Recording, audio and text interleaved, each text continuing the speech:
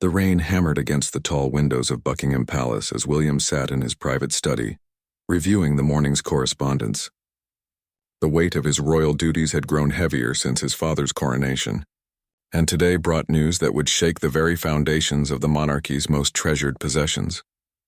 Margaret Thornfield, the palace's head archivist, knocked softly before entering with trembling hands clutching an aged leather folder. Her usually composed demeanor had cracked, revealing the anxiety beneath her professional exterior. She had worked for the royal household for 37 years, but nothing had prepared her for this discovery.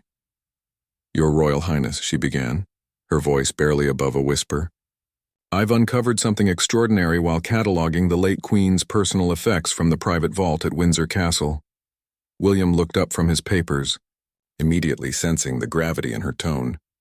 Margaret had always been unflappable, the kind of person who handled priceless artifacts with the same calm efficiency she brought to organizing dinner parties. Seeing her this shaken meant something significant had occurred. The folder she placed before him contained photographs, documents, and what appeared to be insurance records dating back over 70 years.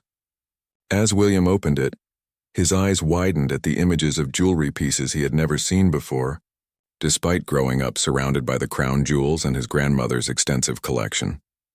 "These belonged to Queen Elizabeth II, Margaret explained, pointing to a stunning diamond and sapphire tiara that seemed to capture light even in the faded photographs.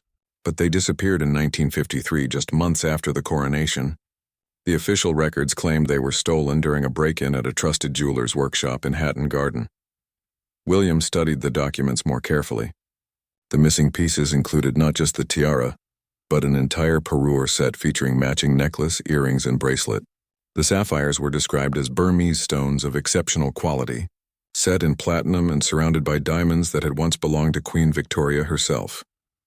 "The insurance payout was substantial," Margaret continued, "but the jewelry was never recovered. The case went cold after 6 months of investigation. However, yesterday, while organizing the Queen's private correspondence, I found these letters." She handed William a bundle of handwritten notes tied with a faded ribbon. The paper was cream-colored and bore the watermark of expensive stationery. The handwriting was elegant but urgent, and the signature at the bottom made William's breath catch in his throat. The letters were from Elizabeth Harrington, a name that appeared nowhere in official palace records, but was mentioned repeatedly in his grandmother's private diary entries from the 1950s.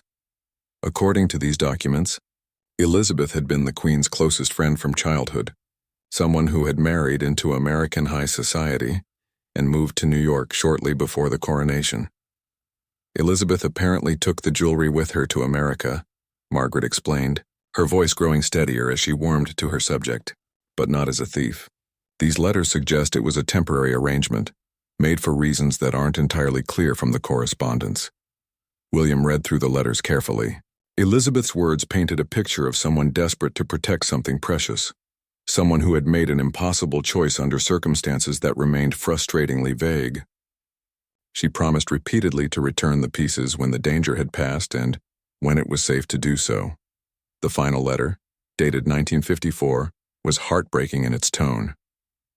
Elizabeth wrote about her failing health and her desperate wish to return the jewelry before it was too late. She mentioned her young daughter, Sarah, and expressed hope that she will understand the importance of keeping our promise to Her Majesty. "But Elizabeth died in 1955, Margaret said softly, and apparently she never had the chance to return the pieces. The trail went completely cold after that." William leaned back in his chair, processing the implications. These weren't just valuable pieces of jewelry that the royal family had lost. They were part of his grandmother's personal collection, items that carried emotional significance beyond their monetary worth. The Queen had worn that tiara on her wedding day, and the necklace had been a gift from her mother. "Have you shared this with anyone else?" William asked. Margaret shook her head firmly. "I came directly to you, sir. I felt you should be the first to know, given your position and your close relationship with the late Queen." William appreciated her discretion. News of missing crown jewels, even ones from decades past, could create a media frenzy that would overshadow more important royal work. But beyond the potential publicity nightmare, he felt a personal obligation to solve this mystery. His grandmother had carried this loss for 70 years without ever speaking of it publicly. "What do we know about Elizabeth's daughter, Sarah?" he asked. Margaret consulted her notes. Sarah Harrington married and became Sarah Mitchell. According to my preliminary research, she's still alive and living in Connecticut. She's in her 80s now, but apparently still sharp and active in her community. William stood and walked to the window, watching the rain create rivers on the glass. Somewhere across the Atlantic, an elderly woman might be sitting with a secret that had been passed down from her mother. She might not even know the true significance of what she possessed, or she might have been waiting 70 years for the right moment to make contact. "We need to approach this carefully," William said finally. "If Sarah Mitchell has these pieces, we can't simply demand their return. This situation is far more complex than a simple theft, and we need to understand what really happened in 1953 before we can move forward." Margaret nodded in agreement. "I've also discovered that there may be documents in the Royal Archives that were sealed by the Queen herself. They're marked with a notation that they should only be opened in the event of recovery of the missing items." This revelation added another layer to the mystery. His grandmother had clearly anticipated that these pieces might one day resurface, and she had prepared for that possibility. William felt a mixture of excitement and apprehension about what those sealed documents might contain. "I want you to continue your research discreetly," he instructed Margaret. "Find out everything you can about the Harrington and Mitchell families. I also want to review those sealed documents personally." As Margaret gathered her materials to leave, William remained at the window, his mind racing with possibilities. This discovery could lead to the return of priceless royal heirlooms, but it might also uncover secrets that his grandmother had chosen to keep hidden for 7 decades. Whatever lay ahead, he was determined to handle it with the same grace and wisdom she would have shown. 3 days after Margaret's shocking revelation, William found himself in the depths of the Royal Archives beneath Windsor Castle. The sealed documents his grandmother had left behind sat unopened on the ancient oak table before him, their wax seals still intact after 70 years. The weight of history pressed down around him in the vault-like room, where centuries of royal secrets lay carefully preserved. Geoffrey Blackwood, the elderly keeper of the archives, stood respectfully nearby as William carefully broke the first seal. Geoffrey had served the royal family for over 40 years, and had personally helped the Queen secure these documents decades earlier. Though he claimed to know nothing of their contents, the first document was a typed letter on official royal stationery, dated March 15, 1953. It was addressed to future generations and signed in his grandmother's distinctive handwriting. William's hands trembled slightly as he read her words, feeling as though she were speaking to him directly from across the decades. "To whoever discovers this letter," it began, "I leave this account so that history may judge my actions fairly, and so that the truth may be known when the time is right. The events surrounding the disappearance of my personal jewelry collection were not as they appeared to the public, or even to my closest advisors." The letter went on to explain that in early 1953, just months after her coronation, intelligence services had discovered a plot to steal the crown jewels during a planned state visit. The criminals had detailed inside knowledge of palace security procedures and had targeted specific pieces from both the official crown jewels and the Queen's private collection, rather than cancel the state visit and create an international incident, the Queen had written. "We devised an alternative plan. My dear friend Elizabeth Harrington agreed to temporarily remove my most precious personal pieces to safety in America, where they would remain until the threat had passed." William paused in his reading, understanding now why his grandmother had kept this secret. Admitting that the crown jewels had been vulnerable to theft would have been a massive security breach that could have endangered future state occasions and damaged Britain's reputation on the world stage. The second document contained more disturbing details. The plot had been uncovered through intercepted communications, but the conspirators included someone within the palace staff itself. The Queen had been forced to limit knowledge of the real plan to an absolute minimum, telling even her closest advisors that the jewelry had been stolen during a routine cleaning appointment. Only 3 people knew the truth. The document continued. "Myself, Elizabeth, and Detective Chief Inspector James Crawford of Scotland Yard's Special Branch. We swore an oath of secrecy that would be maintained until all parties were deceased or until the jewelry was safely returned." William quickly calculated the timeline. Detective Crawford had died in 1987, Elizabeth Harrington in 1955, and now his grandmother in 2022. was apparently the first person to learn the truth since those three conspirators had made their pact 7 decades earlier. The third document was perhaps the most surprising of all. It was a handwritten agreement, signed by both the Queen and Elizabeth Harrington, formally transferring temporary custody of the jewelry pieces to Elizabeth's care. The document included detailed photographs and descriptions of each piece, along with their estimated values and historical significance. But it was the final clause of the agreement that made William's breath catch. Elizabeth had not only agreed to safeguard the jewelry, but she had also accepted financial compensation for the risks involved. The Queen had secretly paid her friend $50,000, an enormous sum in 1953, to cover any expenses related to securing and maintaining the pieces in America. This was not theft, the Queen's final note emphasized, but a carefully planned operation to protect irreplaceable royal heirlooms from criminal hands. Elizabeth Harrington was a patriot and a loyal friend who sacrificed her own reputation to serve her country and her monarch. Geoffrey had remained silent throughout William's reading, but now he stepped forward. "Your Royal Highness, there's something else you should know. About 6 months ago, we received an inquiry through official channels. A law firm in New York was asking about procedures for returning items to the royal collection." William looked up sharply. "What kind of inquiry?" "Very preliminary, very discreet," Geoffrey replied. "They claimed to represent someone who had inherited items that might belong to the crown. We sent them the standard forms, but they never followed up. However, I kept a record of their contact information. This news changed everything. Sarah Mitchell or her representatives had already made tentative contact with the palace. She might be ready to return the jewelry, but something had stopped her from completing the process. Perhaps she needed confirmation that the royal family would accept the pieces without legal complications, or maybe she wanted assurance that her mother's reputation would be protected." William spent the next hour reviewing additional documents that detailed the original theft plot. The conspirators had planned to strike during a state dinner for the President of France, using the chaos of the large event to mask their activities. They had detailed floor plans of the palace, schedules of security rotations, and even knew which jewelry pieces the Queen planned to wear. The plot had been sophisticated and well-funded, suggesting international involvement. Several of the conspirators had escaped to South America when the plan collapsed, and some had never been captured. The remaining members had been quietly prosecuted under national security laws, with their trials held in secret to prevent copycat crimes. As William absorbed these revelations, he realized that his grandmother had made an extraordinarily difficult choice. She had allowed the world to believe that priceless royal jewelry had been stolen on her watch, accepting the criticism and security concerns that followed, in order to protect both national security and her friend's well-being.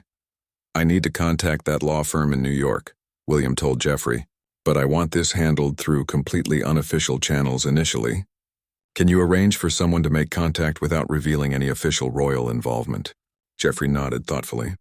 "I have a colleague at the Victoria and Albert Museum who specializes in tracking stolen art and artifacts.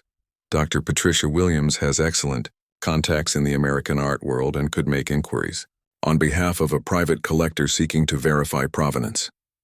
This approach would allow them to gauge Sarah Mitchell's intentions without creating legal or diplomatic complications.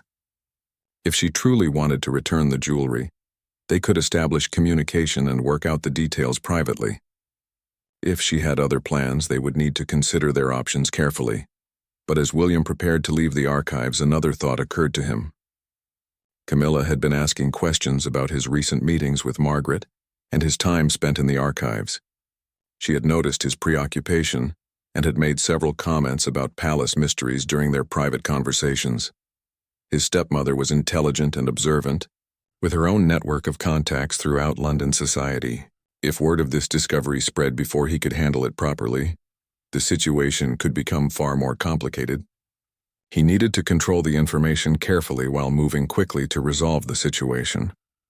The documents had revealed the truth about the past, but they had also created new challenges for the present. William was now the keeper of a 70-year-old secret that could impact both international relations and family dynamics. His next moves would determine whether the Queen's lost jewels would finally come home, or whether this discovery would create new problems for the monarchy to navigate. Dr. Patricia Williams worked with remarkable efficiency. Within 48 hours of Jeffrey's initial contact, she had located the New York law firm and established communication with Sarah Mitchell's representatives. The news she brought back to William was both encouraging and concerning. Sarah Mitchell, now 86 years old, was indeed in possession of the missing jewelry pieces. She had been trying to return them to the royal family for over a decade, but had encountered bureaucratic obstacles and legal concerns that had prevented her from completing the process. Her mother's deathbed confession had revealed the true story, along with detailed instructions about how the jewelry should be returned. Mrs. Mitchell is apparently quite elderly but still mentally sharp, Dr. Williams reported during a discreet meeting at the British Museum. According to her lawyer, she's been waiting for the right moment and the right person to contact. She was afraid that approaching the palace directly might result in accusations of theft or fraud. William understood her concerns. Even with documentation proving her mother's innocence, the legal complexities of returning items that had been reported stolen 70 years earlier could be overwhelming. Insurance companies, authentication experts, and government officials might all become involved, turning what should be a joyful reunion into a public circus. Has she said anything about her expectations? William asked. Does she want compensation or public recognition or anything else in return? Dr. Williams shook her head. Quite the opposite, actually. She apparently wants complete privacy and has no interest in media attention. Her only requests are that her mother's reputation be protected and that the jewelry be returned to its proper place with dignity. This response impressed William and reminded him strongly of his grandmother's character. Elizabeth Harrington had clearly passed down values of duty and discretion to her daughter, who was now prepared to complete a mission that had begun 7 decades earlier. However, as William prepared to move forward with direct contact, complications arose from an unexpected source. Camilla had been conducting her own investigation into his recent secretive behavior, and she had discovered Margaret Thornfield's research into the missing jewelry. The confrontation came during what should have been a routine family dinner at Clarence House. Charles was attending a meeting of the Privy Council, leaving William and Camilla alone with their thoughts and suspicions. Camilla had always been direct in her communication style, a trait that had served her well in navigating the complexities of royal life. I know about the jewelry, she said without preamble as they sat down to their meal. Margaret Thornfield has been asking very specific questions about insurance records and authentication procedures. She's also been requesting files that haven't been accessed in decades. William carefully considered his response. Camilla was now queen consort, with her own responsibilities to the monarchy and her own network of loyal staff members. Keeping her in the dark indefinitely would be both impractical and potentially damaging to their working relationship. There have been some developments regarding items that went missing years ago, he said carefully. We're exploring whether they might be recoverable. Camilla's expression sharpened. She had spent decades in royal circles and could read between the lines of diplomatic language better than most professional diplomats. This isn't about some random trinkets, is it? We're talking about pieces that belong to your grandmother personally. William realized that further evasion would be counterproductive. Camilla was intelligent, well-connected, and entirely capable of uncovering the truth through her own channels. Better to bring her into the circle of knowledge and benefit from her experience than to have her working against him from the outside. The jewelry disappeared in 1953, he explained, but it wasn't stolen in the way the public believed. It was removed for safekeeping during a security crisis, and now the person who's been protecting it wants to return it. Camilla listened intently as William outlined the basic facts of the situation, though he was careful not to reveal the most sensitive details about the original theft plot or the involvement of palace insiders. As he spoke, he could see her sharp mind processing the implications and potential complications. And you've been handling this entirely through back channels, she said when he finished. No involvement from the official household, no legal consultation, no security assessment. William felt defensive but recognized the validity of her concerns. The situation requires discretion. If word gets out before we can handle the return properly, it could create problems for everyone involved. Camilla set down her fork and looked at him directly. William, I understand your desire to protect your grandmother's memory and handle this sensitively, but you're approaching this like a private citizen rather than a future king. There are protocols and procedures that exist for good reasons. She was right, and William knew it. His emotional connection to the jewelry and his desire to honor his grandmother's secret had led him to make decisions that bypassed important safeguards. The monarchy operated on systems of checks and balances that had evolved over centuries to prevent exactly the kind of unilateral action he was contemplating. "What would you recommend?" he asked, genuinely seeking her counsel. Camilla's response demonstrated why she had become such a valuable member of the royal family. "We need to bring in Sir David Morrison from the private secretary's office, but only after we have a complete understanding of the situation. We also need legal counsel who specializes in art recovery and cultural property law. And most importantly, we need to ensure that your father is fully briefed before any direct contact with the American side." William initially resisted the idea of expanding the circle of knowledge, but Camilla's logic was compelling. Charles, as the reigning monarch, had both the authority and the responsibility to make decisions about recovering royal property. Excluding him from the process could create constitutional complications if the situation became public. "There's another consideration," Camilla continued.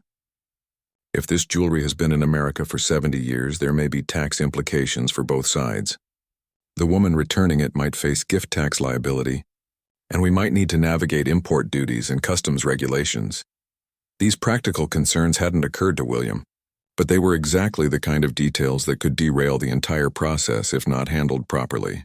Camilla's experience in managing complex situations was proving invaluable, even though her involvement hadn't been part of his original plan. As they finished their dinner, they developed a strategy for moving forward. William would complete his research and establish preliminary contact with Sarah Mitchell through Dr. Williams. Once they had a clearer picture of her intentions and the condition of the jewelry, they would brief Charles and bring in the necessary legal and administrative support. "I want to be clear about one thing," Camilla said as they prepared to leave the dining room. "I'm not trying to take control of this situation or diminish your role in resolving it. But I've seen what happens when royal initiatives go wrong, because proper procedures weren't followed. We can't afford to have this become a scandal." William appreciated her candor and realized that her intervention, though unexpected, was exactly what the situation needed. His emotional investment in the mystery had clouded his judgment about the practical requirements for success. With Camilla's help, he could honor his grandmother's memory while also protecting the monarchy's interests. The next phase of their investigation would require even more careful coordination, but William now felt confident that they had the right team in place to handle whatever challenges lay ahead. The Queen's lost jewels were moving closer to coming home, but the path forward would require all the diplomatic skill and institutional wisdom that the royal family could muster. Charles received the news with a mixture of fascination and concern that reminded William strongly of his grandmother's measured approach to unexpected developments. They met in the king's private study at Buckingham Palace, where 3 generations of monarchs had wrestled with decisions that would shape the institution's future.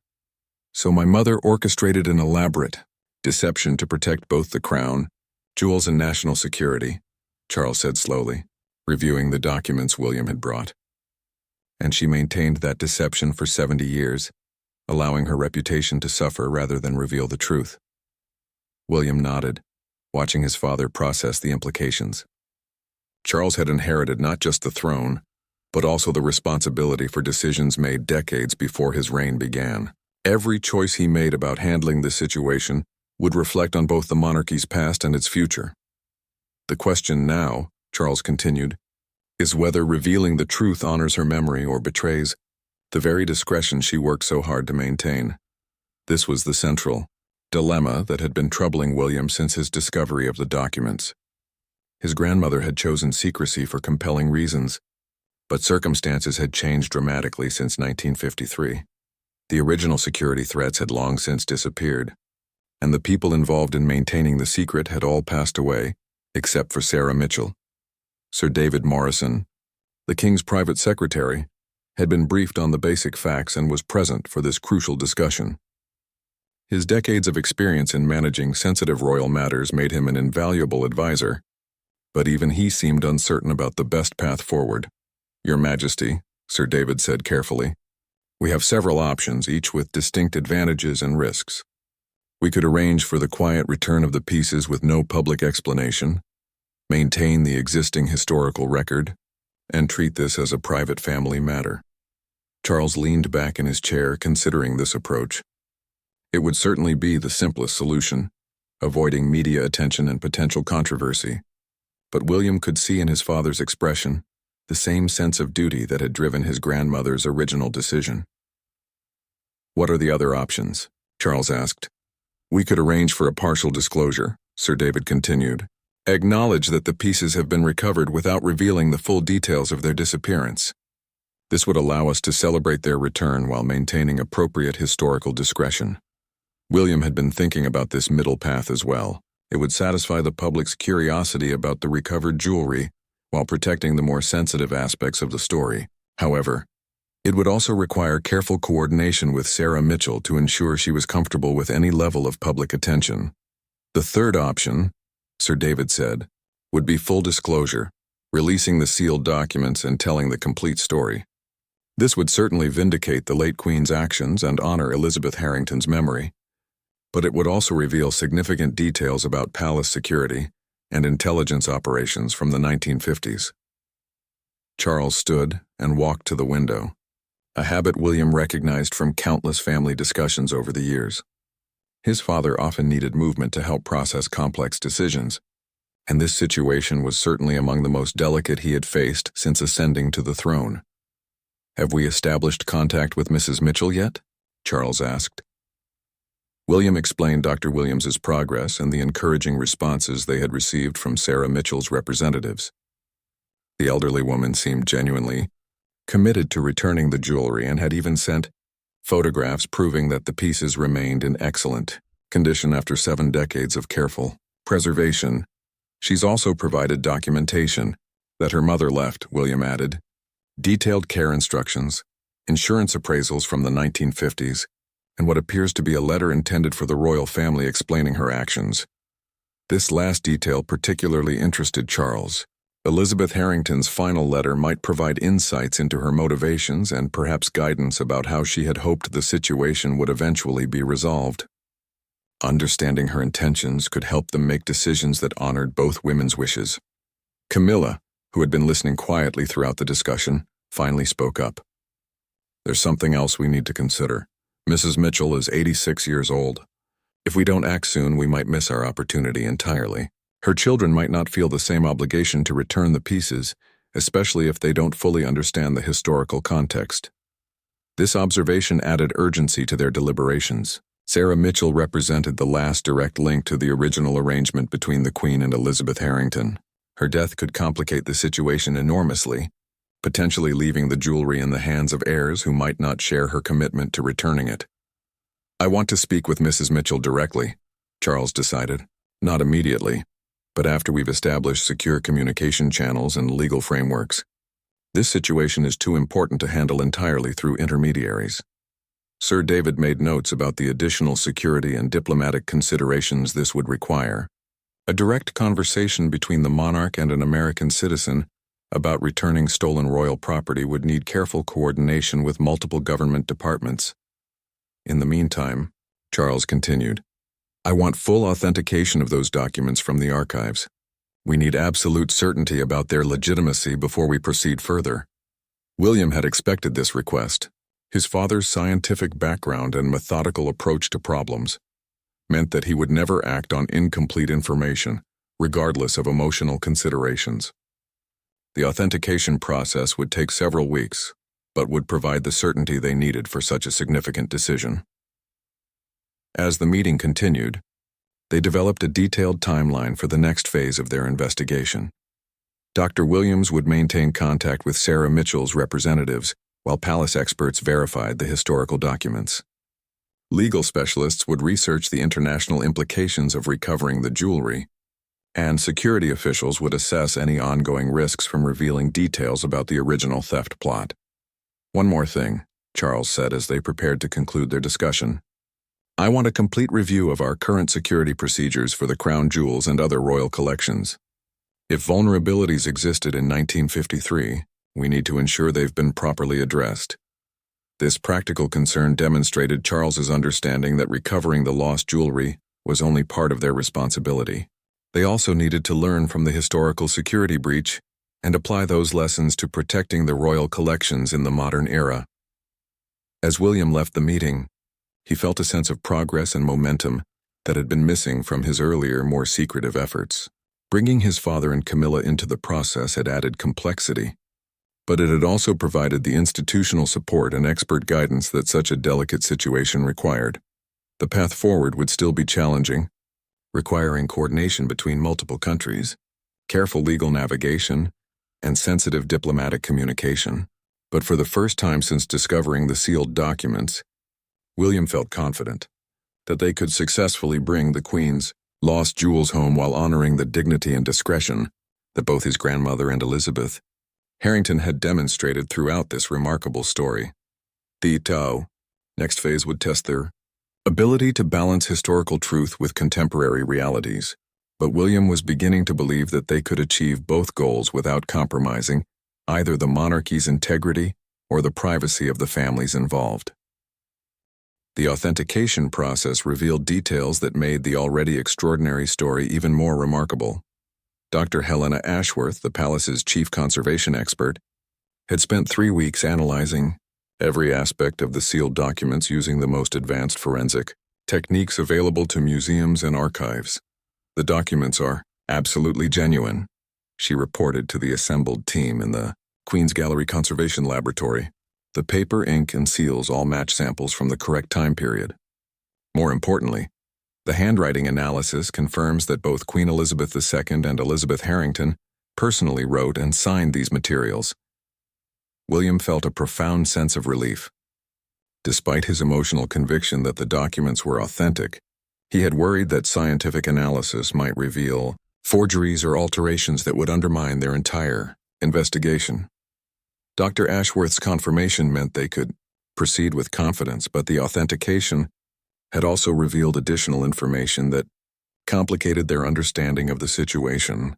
Hidden writing, visible only under specialized lighting, had been discovered on several of the documents. The concealed text provided details about the original theft plot that were even more sensitive than the information in the main documents. The invisible ink reveals that the conspiracy reached much higher into government circles than we initially understood, Dr. Ashworth explained. Several members of Parliament and at least one cabinet minister were suspected of providing information to the criminals, though apparently without direct evidence to support prosecution. Charles examined the revealed text carefully, his expression growing more serious as he read. The political implications of this information were staggering, even 70 years after the events. Several prominent political families still held positions of influence, and their ancestors' potential involvement in the theft plot could create diplomatic complications. "This explains why my mother was so determined to keep the truth secret," Charles said finally. Revealing the full extent of the conspiracy could have brought down the government and damaged Britain's international reputation for decades. Sir David Morrison had been quietly taking notes throughout the presentation, but now he spoke up with a concern that had been troubling him since the beginning of their investigation. "Your Majesty, we've been operating under the assumption that Mrs. Mitchell wants to return the jewelry quietly and privately. But what if her motivations are different? What if she's aware of these political implications and sees them as leverage?" This possibility had occurred to William as well, though he had been reluctant to voice his suspicions.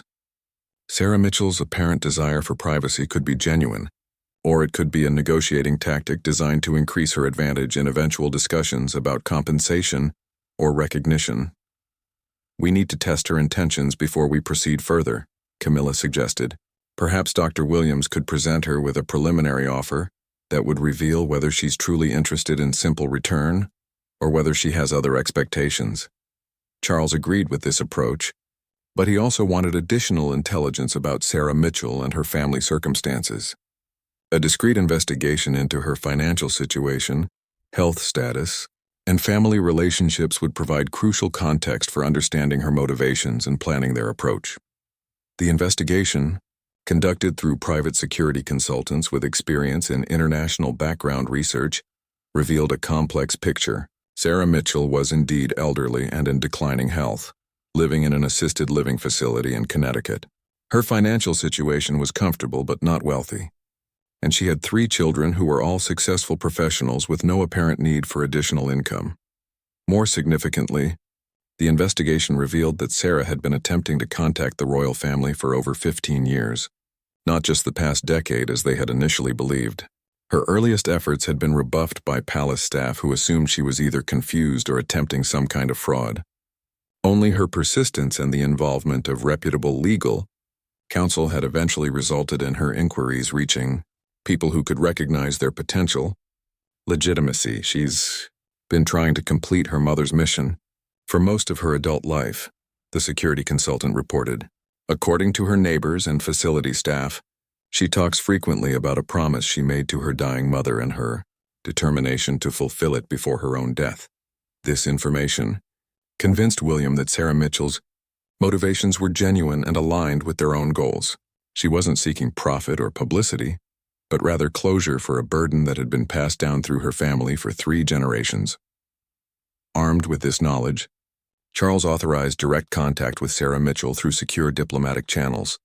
The initial conversation, conducted via encrypted video call with Dr. Williams serving as an intermediary, was both moving and illuminating. Sarah Mitchell appeared exactly as William had imagined her, dignified, intelligent, and carrying the unmistakable bearing of someone who had lived with a significant secret for most of her life. Her voice was clear despite her age, and her memory of the events surrounding the jewelry's removal from Britain was remarkably detailed. "My mother never intended to keep these pieces permanently," she explained during the call. "She made me promise before she died that I would find a way to return them when it was safe to do so. I've been waiting for the right moment and the right person to trust with this responsibility." She went on to describe the measures her family had taken to preserve the jewelry over the decades. The pieces had been stored in a bank safety deposit box in New York, with professional cleaning and inspection conducted every few years to ensure they remained in perfect condition. She had detailed photographs, insurance documentation, and even receipts for the maintenance work that had been performed. "I understand that there might be legal complications," Sarah continued. "I've been working with lawyers for years to find a way to return these pieces without creating problems for anyone involved. I don't want compensation, and I certainly don't want publicity. I just want to complete my mother's promise and ensure that these beautiful things go back where they belong." Her sincerity was unmistakable, and William found himself deeply moved by her dedication to fulfilling a promise made decades before his own birth. This was exactly the kind of honor and loyalty that his grandmother had valued most highly, and he felt certain that she would have been proud of both Elizabeth Harrington's original sacrifice and her daughter's determination to see it through to completion. The conversation also revealed practical details that would be crucial for planning the return process. Sarah had been working with a specialized art transport company that had experience moving valuable cultural artifacts internationally. She had obtained preliminary customs documentation and had even consulted with tax specialists about the legal implications of transferring the jewelry back to Britain. "I want everything to be done properly and legally," she emphasized. "These pieces are too important to risk any complications that might prevent them from reaching their rightful home." As the call concluded, Charles made a decision that surprised everyone present. "Mrs. Mitchell, I would very much like to meet you in person to discuss this matter further. Would you be willing to receive a visit from representatives of the royal family?" Sarah's emotional response to this invitation convinced any remaining skeptics that her motivations were pure. She was clearly overwhelmed by the prospect of finally completing her life's mission and seeing the jewelry returned to the people who could truly appreciate its historical and emotional significance. The arrangements for this meeting would require careful coordination between British and American officials, but William felt confident that they were finally approaching a resolution that would honor everyone involved in this remarkable 70-year journey. The meeting with Sarah Mitchell took place in a private suite at the British consulate in New York, a location that provided both security and diplomatic protocol appropriate for such a sensitive encounter. William had volunteered to make the trip personally, understanding that this moment required the presence of someone who could speak with full authority for the royal family. Sarah arrived accompanied by her eldest daughter, Rebecca, and her longtime lawyer, James Thornton, who had been helping coordinate the return process. Despite her age and obvious frailty, Sarah carried herself with dignity and purpose that reminded William strongly of his grandmother in her later years. The jewelry itself was transported separately under heavy security, arriving in a series of custom-designed cases that had been crafted specifically for this transfer. As the cases were opened in the consulate's secure conference room, William experienced an almost spiritual connection to his grandmother's memory. The pieces were even more magnificent than the photographs had suggested. The sapphire and diamond tiara seemed to capture and reflect light, with an intensity that spoke to both its exceptional craftsmanship and its emotional significance. The matching necklace, earrings, and bracelet completed a set that represented the very finest of British jewelry artistry from the early 20th century. "My mother wore these pieces to her debutante ball in 1935, Sarah said softly, touching the edge of the tiara case with trembling fingers. She always said they made her feel like a real princess, which was quite something for a girl from a merchant family in Liverpool who had married into American society. The authentication process had already confirmed the pieces' legitimacy, but seeing them in person removed any lingering doubts about their provenance. These were unmistakably the same items that appeared in official royal photographs from the early 1950s, and their condition testified to the exceptional care they had received during their 7 decades in exile. "Mrs. Mitchell," William said formally, "on behalf of my family and the British people, I want to express our profound gratitude for the extraordinary service your mother provided to the Crown, and for your own dedication in preserving these treasures and ensuring their return." Sarah's eyes filled with tears as she responded, "Your Royal Highness, completing this promise has been the most important thing in my life. My mother never spoke publicly about what she had done, but she made sure I understood the significance of keeping these pieces safe until they could go home." The emotional weight of the moment was palpable, but the practical aspects of the transfer also required careful attention. Legal documents had been prepared to formally transfer ownership of the pieces back to the Crown, with provisions protecting Sarah and her family from any future legal complications related to their temporary possession of the jewelry. James Thornton, the lawyer, had worked closely with British legal experts to ensure that the transfer process satisfied the requirements of both American and British law. The documentation included detailed provenance records, insurance valuations, and formal statements from all parties involved in the return process. "We've also prepared a confidential settlement agreement," Thornton explained, "that formally acknowledges Mrs. Mitchell's family's role in preserving these pieces and provides assurance that no legal action will be taken against any member of the Harrington or Mitchell families related to their temporary possession of the jewelry." William was impressed by the thoroughness of the legal preparation and appreciated the sensitivity that had been shown to protecting Sarah's family from potential future complications. The settlement agreement included provisions for maintaining the confidentiality of the circumstances surrounding the jewelry's original removal from Britain, respecting both the royal family's privacy concerns and the Harrington family's desire to avoid publicity. But perhaps the most significant part of the meeting was Sarah's presentation of additional materials that her mother had left specifically for this moment. Elizabeth Harrington had prepared a detailed letter explaining her actions and motivations, along with photographs and personal mementos that documented her friendship with Queen Elizabeth II. Mother always hoped that someday she would be able to explain her actions to Her Majesty personally, Sarah said as she handed William a sealed envelope.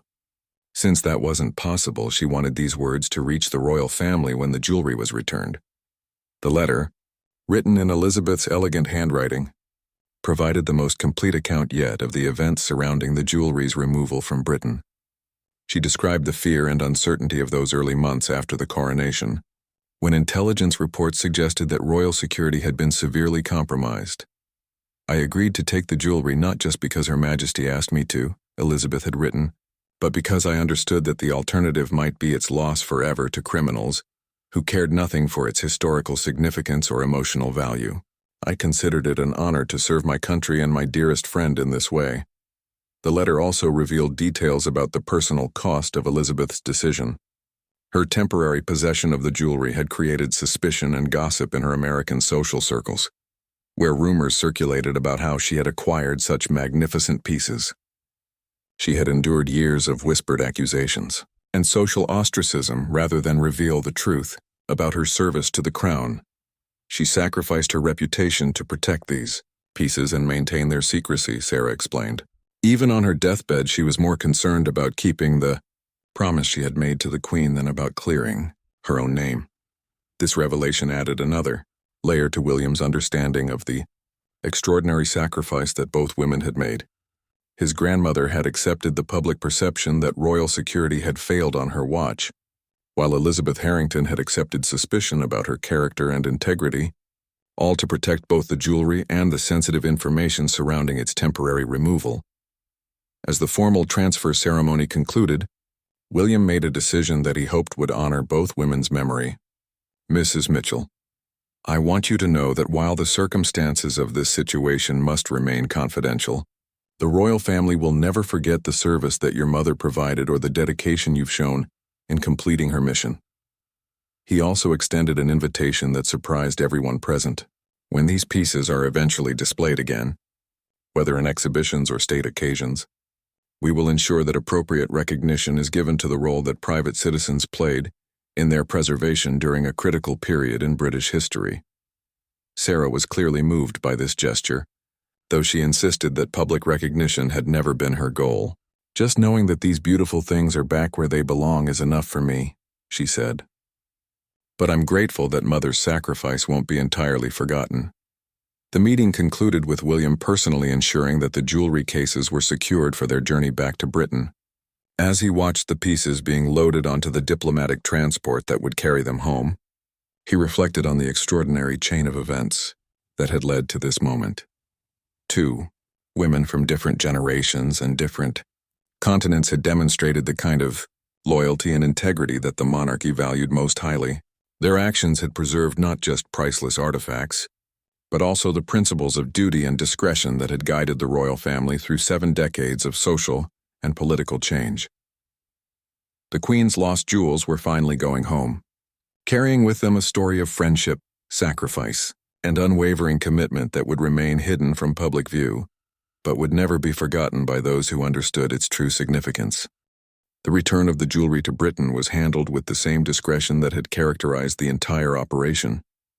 The pieces arrived at a private airfield outside London and were transported directly to the Tower of London, where the Crown Jewels collection was housed under the most sophisticated security system in the world. Dr. Emma Richardson, the Tower's chief curator, was one of only 3 people authorized to examine the returned pieces before they were formally integrated back into the royal collection. Her expertise in historical jewelry and conservation would be crucial for determining how best to preserve and eventually display the recovered items. These pieces are in remarkable condition, she reported to William and Charles during a private viewing in the Tower's conservation laboratory. The craftsmanship is extraordinary, and the care they've received over the past 70 years has been exemplary. Mrs. Mitchell's family clearly understood the importance of proper preservation. The tiara, in particular, had retained its original brilliance and structural integrity. The Burmese sapphires showed no signs of damage or deterioration, and the platinum setting remained as secure as the day it had been crafted. Even the delicate pin mechanisms that would allow the tiara to be worn safely had been maintained in perfect working condition.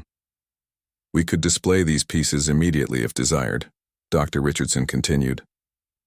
They require no restoration work, only the standard conservation assessment that we perform on all items in the royal collection. This news pleased Charles, who had been considering how to integrate the recovered jewelry into future royal occasions. The pieces were significant enough to warrant inclusion in state banquets and ceremonial events, but their long absence from the collection would require careful consideration about when and how to reintroduce them to public view.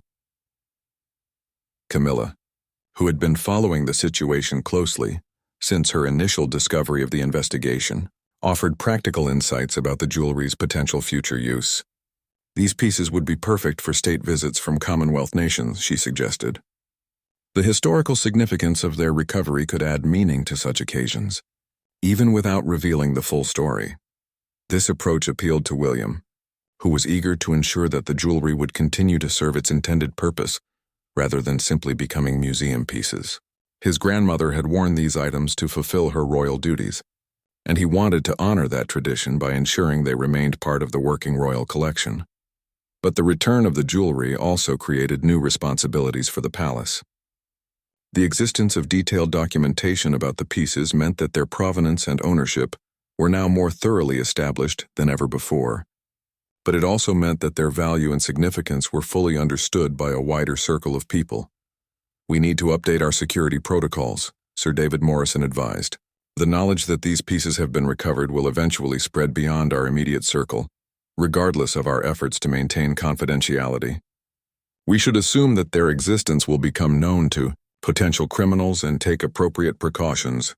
The security assessment revealed that the Tower of London systems were more than adequate to protect the returned jewelry, but additional measures would be needed if the pieces were to be worn at public events or transported to other locations for exhibitions or ceremonies. Charles made the decision to formally add the recovered pieces to the Crown Jewels collection, a process that required updating official inventories, insurance valuations, and security classifications. This administrative step ensured that the jewelry would receive the same protection and care as other items in the royal collection, while also providing legal clarity about their ownership and status. The question of public disclosure remained complex and sensitive.